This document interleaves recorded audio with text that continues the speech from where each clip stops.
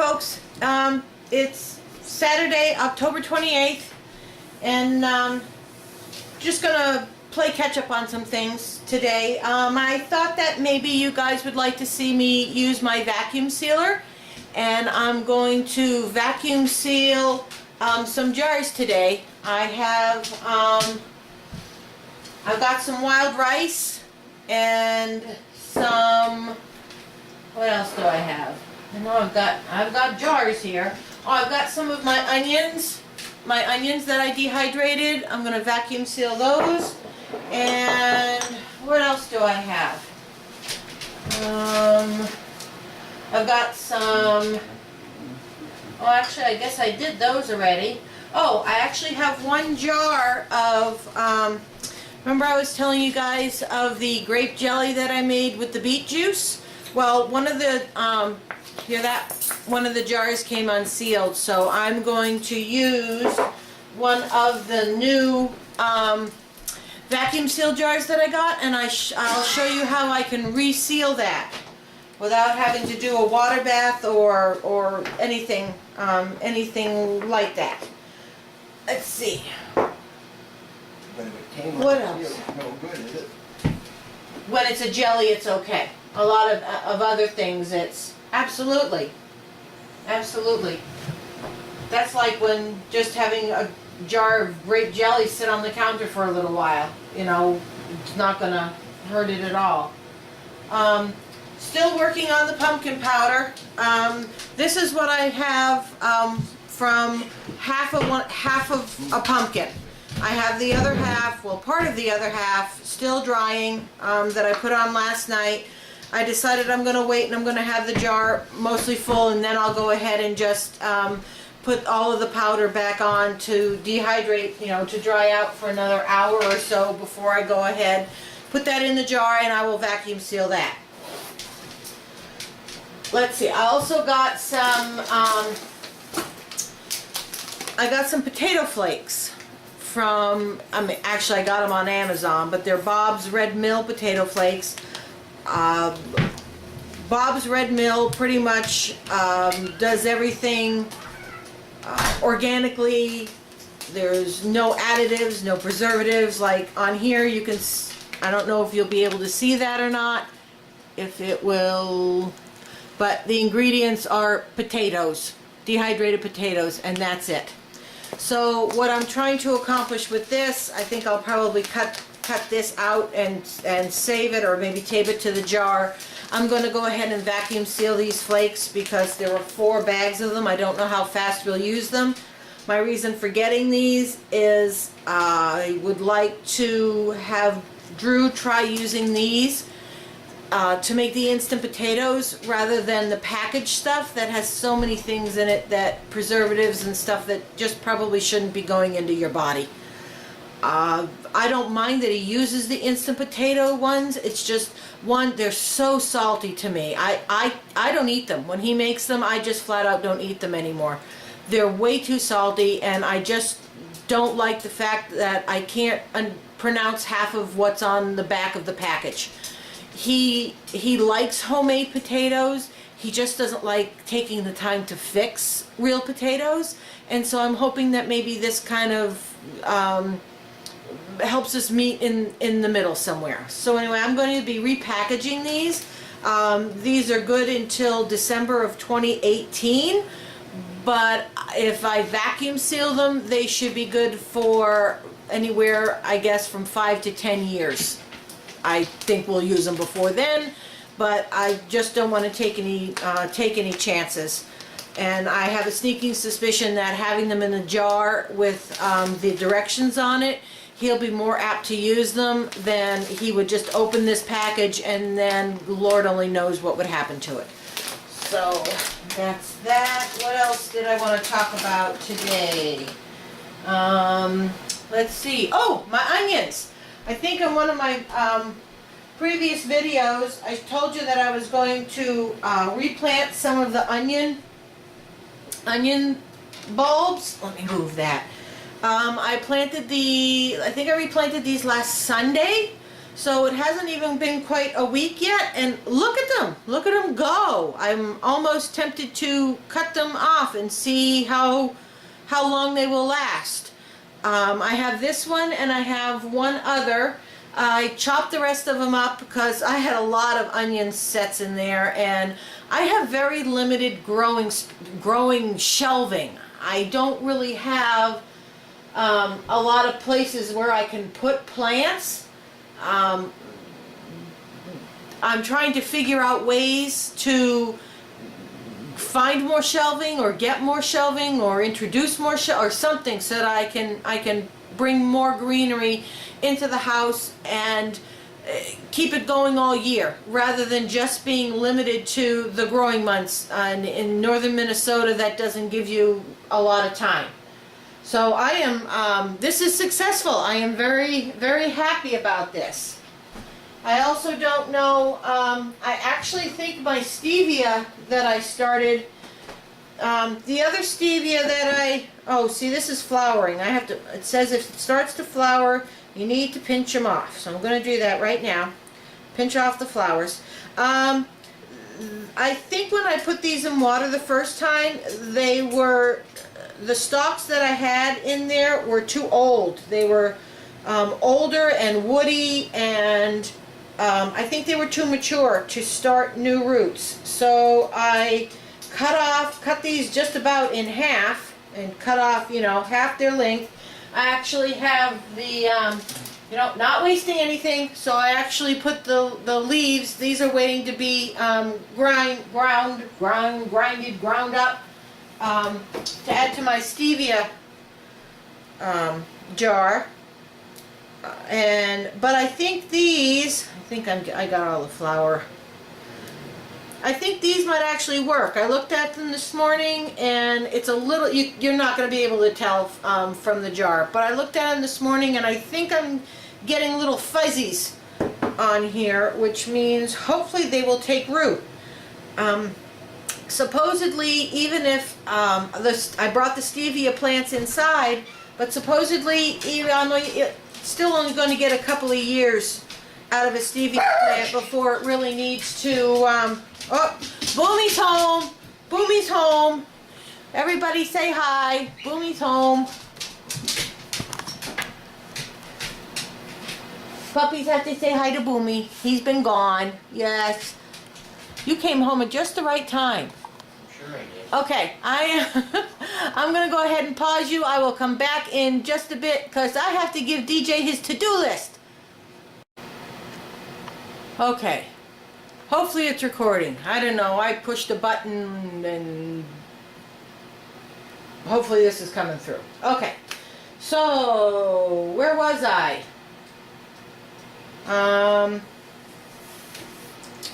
Where was I? Oh, I want to show you my tomato seeds. I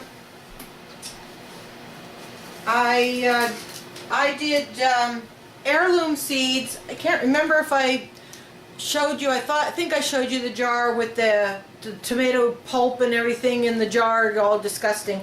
Anyway, this is what's left over. I did grow some what I think are Amish paste, and anyway, at the end of the year, I just knew that I wanted to regrow these tomatoes. I don't care what they're called, but I think they were the Amish paste tomatoes. They had quite a bit of meat. And they didn't have all the bumplies in them like these heirloom tomatoes. Actually, some of the ones that I was growing that the bear got looked. I think I have one. Yeah, here's one still. It's not quite done yet. But see, you can see how they have all sorts of bumplies. And it's hard to, I understand these are heirloom tomatoes, but it's hard to do anything with these, like use them for, I guess it's hard to put them on a BLT. The other ones that I like are much more smooth. They're not really round, but they're not pear-shaped. I don't know how to describe them. But I liked the shape of the tomato, and they were smooth. They were easy to use. They had quite a bit of pulp to them. So in using them for tomato sauce and paste and you know, mostly what I want to use tomatoes for. So I have a whole bunch of seeds here. I think I'm going to go ahead and just put them. I actually have a little online program that I got from somebody else who saves seeds online, and it comes out on one sheet of paper, and you print it out, and then you fold it up a certain way, and you end up with a little packet that you can label for any of the seeds that you've saved. So I think I'm going to go ahead. I think these are dry enough now. I have a lot of seeds here. I don't know how many I'll plant. I'm going to try doing my planting differently this year. They have, I saw this one person online, and he starts his seeds in these little tiny cells. You know, the trays that you get like in Walmart and at nurseries, and there's so many, you know, they seem to be like a uniform length and width. Well, the little seed packet planters, I don't know what you call them, modules that I want to put in the trays that I have, are, when you fill a whole tray, it's 12 down by 24. It's like 200. You're supposed to get 288 plants in one tray, which is what I want to try this year, because like I was saying before, I have limited space in order to grow things and start things. I'm thinking maybe this year I'm going to put one of my shelving units, I'll put it in the window like I did last year. I'm actually going to try a little bit different way, and one of the ways is I'm going to try and start the seeds in much smaller spaces. I know that means that I'm going to have to transplant them once, maybe twice, but I think part of my problem with starting my seeds is they start out with too much dirt to begin with. And I think, like with any plant, it needs to have a good root system before it's going to go down before it goes up. And I think if I start them in the smaller ones first, they're going to go ahead and be much healthier and have a healthier root system. That's my theory anyway. That's what I'm going to try, because I'm going to have quite a bit of seeds this year. I actually have not given up on the seed tape. I'm doing some research. I realize, one, you have to plan that they take much longer to germinate than a normal just putting the seed in the ground when you use the seed tape. The carrots actually came out, I think they came out really well. We're supposed to dig them up today. I'm hoping we'll be able to find time to do that. We already have snow on the ground. I know the ground's not frozen, but we're going to have to dig down through a couple of inches of snow to get to the carrots. But that's going to happen this weekend. You know, no, it's going to happen today. It's got to happen today. That's just the way it is. Let's see. Okay, so let's go ahead. Just going to put those there. Let's go ahead and let's vacuum seal a couple of things just so you can see what it is. Normally I have to use it on the counter because the cord is so short, but I'm just going to keep this in my drawer here, and every time I need to use something, because this counter seems to work the best, but there's no plug-ins, so I'm just going to have to get used to using an extension cord, but that's okay. I have enough of them downstairs to supply an army. I just have to be careful when I'm stepping over everything. Okay, here we go. So this is my food saver. This is the kind that you see where normally you're sticking the bag in here and you push down and it sucks all the air out of it and everything. But what you can also do is, with this handy dandy attachment, you pull this out, and I don't know how much you can see, but what you do is you pull this off, and then I'm going to stick this end into this attachment, and this is the attachment, and this goes down over the jar. I will show you. First you have to turn on the machine, and then you have to make sure that this blue rim in here is snug and even. And then I always attach the hose first before I put anything over the jar. Oh, I've got to find my lids. You do need to have lids. I think I've got a package over here. Yes. The one good thing about using the lids, and I'm still trying to figure out how to differentiate between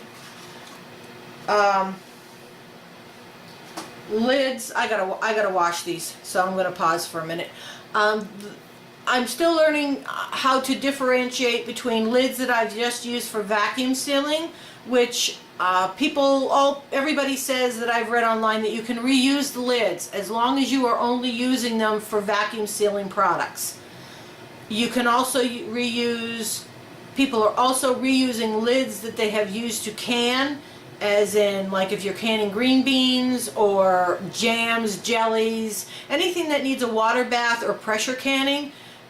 People are reusing those lids for just vacuum sealing. But I'm having a little bit of trouble keeping track of, okay, what have I used these lids for? I'm going to need to kind of figure out a better system with that. And I also want to be able to try and mark them so that I know that I'm reusing this lid for a reason. Am I reusing it after it's just been vacuum sealed to vacuum sealed, or am I reusing it where it's been water bath can to vacuum seal or pressure can to vacuum seal, and whether or not I still get good seals on those, and whether or not it's true that I can reuse the lids. I've always hated throwing away the lids. I always been constantly trying to think of how to reuse them, and nothing has ever come to mind. And to be honest, I had just about given up and figured I needed to throw them away when they were one use. It will be wonderful if I can actually keep reusing them, especially for the vacuum sealing, because I seem to be doing a lot of that. Okay, I'm going to wash these, and when these are washed and dried, I will go ahead and bring you back. Okay, got them all washed and dried, and make sure that they are dry. You don't want any moisture in here. And then you just put the lid on, and then you fit this over the lid. You make sure that it's on straight, and keep the cord out of the way. And then there's an accessory button here that I'm going to push. It's going to get a little bit loud.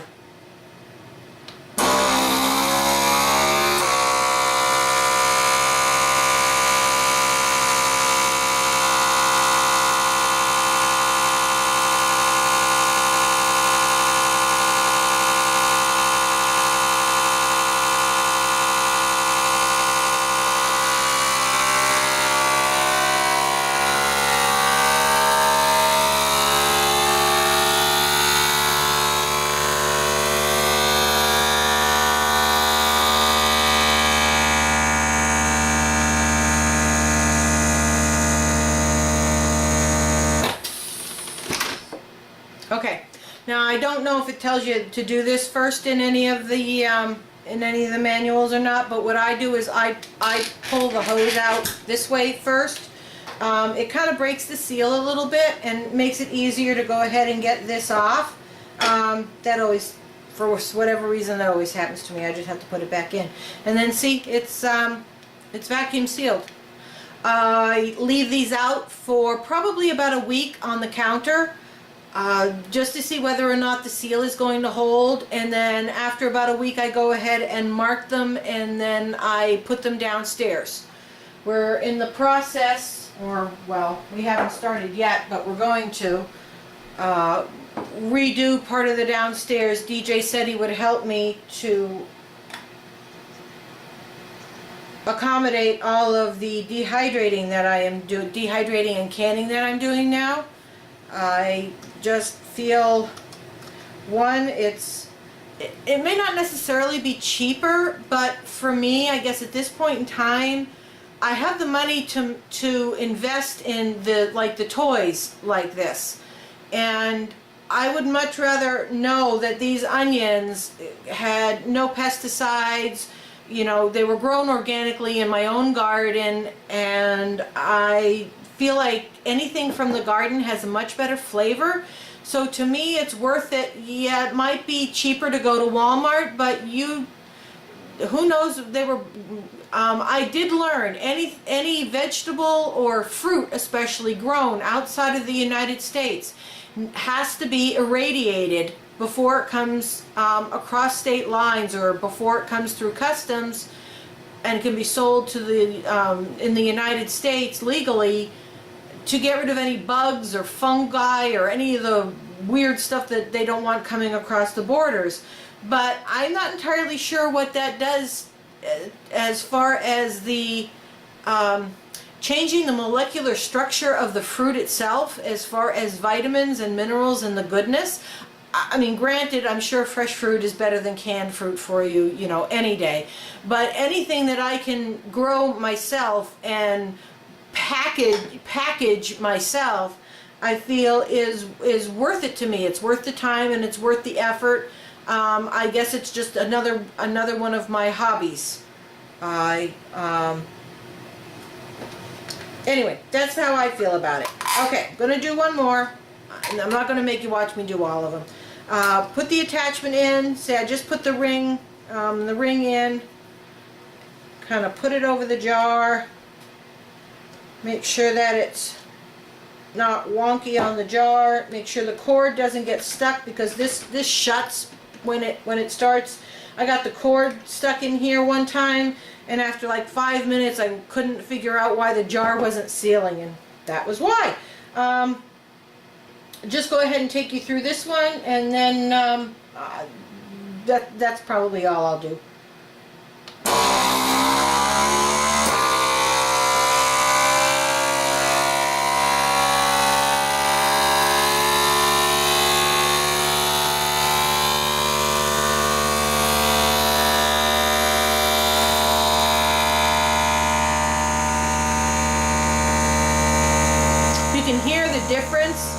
When it starts to speed up like that, you can hear the change in the sound, then you know that you're going to get a good seal. I've learned that after like 30 seconds, if the sound isn't changing, something funky's going on and you need to basically cancel it and start over again. Something didn't seed right, or the can. I do have one jar, for whatever reason, that I'm going to need to mark, because now it's back in service with Drew and other people moving the jars. It just will not take a seal. I've tried 3 or 4 different canning lids. I've tried 3 or 4 different things in the jar, and no matter what, it just doesn't hold a seal. So my thinking is the jar must be just warped just enough to prohibit it from being able to take a good seal. I will. Oh, you know what we'll do? We will do. Where is the jelly that I was... Here it is. This is the jelly that I was going to show you. How to do it in one of the canisters. I found these. I'd never think of anything like this up myself. I saw somebody else do this on YouTube. And I was able to get... These are actually Food Saver canisters. There's 3 different sizes, so you can do 3 different jars. Originally, what they wanted you to do was they wanted you to put something in there, and then they wanted you to store whatever it was on the shelf, and then get another one. So they wanted you to have all of these in your shelves, all, you know, instead of doing it like this. But what people found was, one was that it was very, very cost prohibitive. These things are pricey. I did manage to find them on clearance, believe it or not, at Cabela's, and I got them for like $22. The fact that I'm just going to keep reusing them to actually seal other jars makes that a wonderful deal. If I was just going to put oatmeal or flour or something in here, or whatever it is, you know, candy canes, and seal it and store it like that, $22 for 3 canisters makes it very pricey. I don't know how anybody came up with this idea, but they deserve a place in heaven, because this is just wonderful. This is the jar that unsealed. See, you can hear it. That you just place the jar in there like that, and then you attach the hose to that like that, and then you put it over your canister, and then it's the same thing. You're going to hit your accessory button, and then when it's done, then you pop this and it should be sealed. Let's see if it works.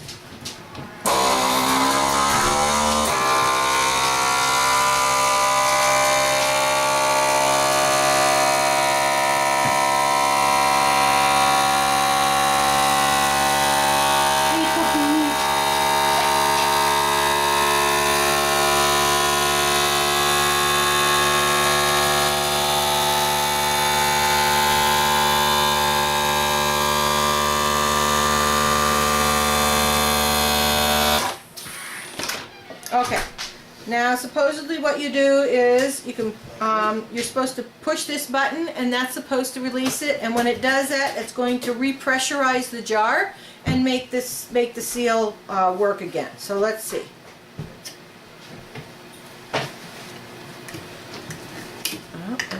Alright, so let me take that off, and then, oh, did you hear that? Hear the noise? And then I should be able to take that off. Whew, look at that, see?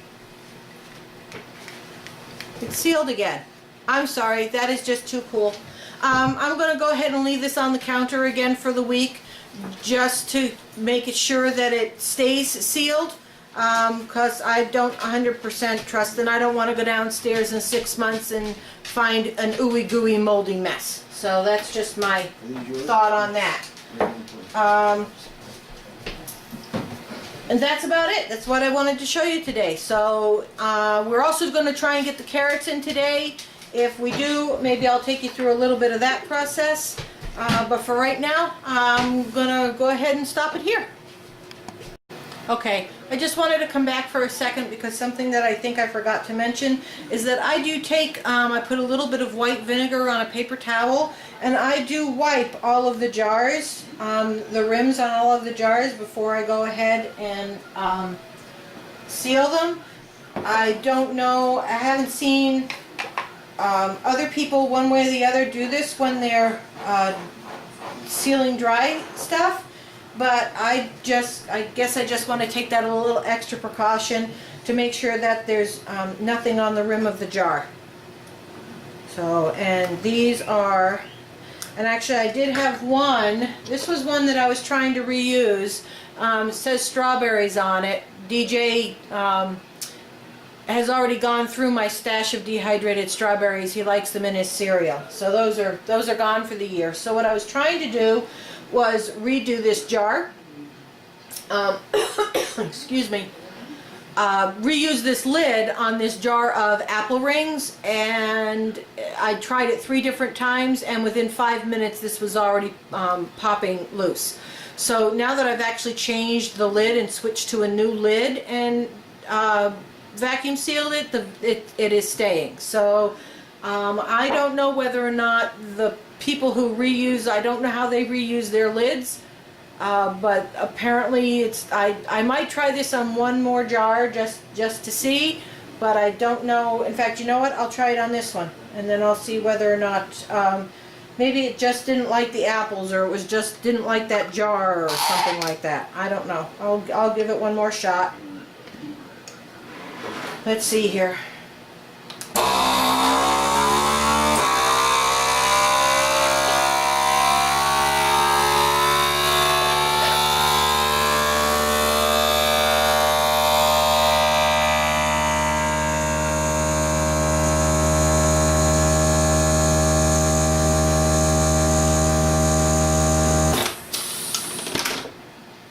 And these are my apple chunks that I dehydrated.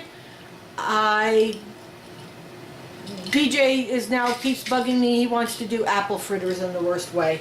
I have a sneaking suspicion if the apple fritter recipe I found works out really well. I think I got two, maybe 3 jars of chopped apples, chunked apple. I don't think that's going to be enough.